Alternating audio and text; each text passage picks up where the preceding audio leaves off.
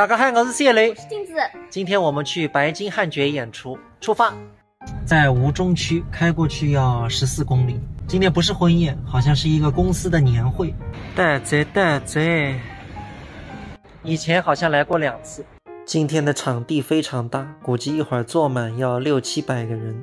哇，这里是白金汉爵的点菜房，头一次看到这么多龙虾帝王蟹。今天这场演出不只有评弹，一进门就看到一个小姐姐穿着古风的衣服在跳舞。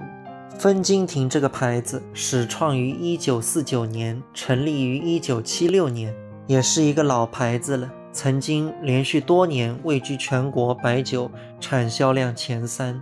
分金亭在真实的历史上也有一个典故，我们评弹表演当中也经常用到。春秋时候，鲍叔牙辅佐齐桓公争霸，有一次这个鲍叔牙行走在乡间，突然遇到一条大蛇，那么幸好有村民帮助，用锄头把这个蛇劈成了2半。当时这个蛇就变成了2节黄金。那么鲍叔牙很感激村民，那里正好有南北2个村子，就一个村子1节黄金。村民非常感激鲍叔牙，就在分金子的地方修了一个亭子，叫分金亭。我们的演出排在后面，所以可以先吃一点垫饥。现场已经都坐满了，演出要开始了。那么现在也让我们一起传承文化，也让我们共同穿越时代，感受那大唐之风。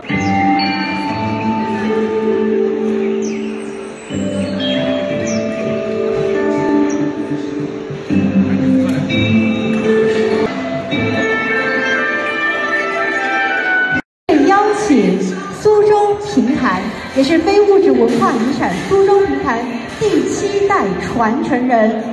苏小调第1首请听《太湖美》。今天很难得，就只要镜子唱，我伴奏就行。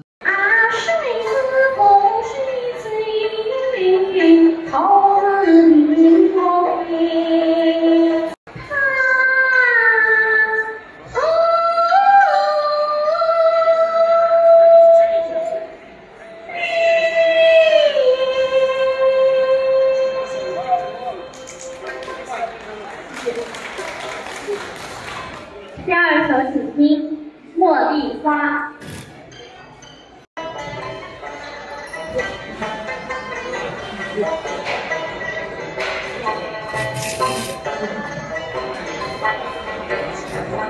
看一朵美丽花，看一朵美丽花，我的心情里都打雨花泪。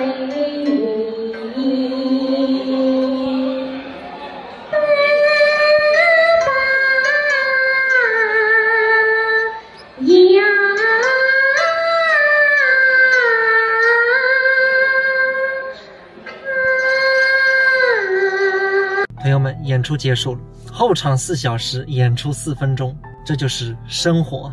法友们，这位。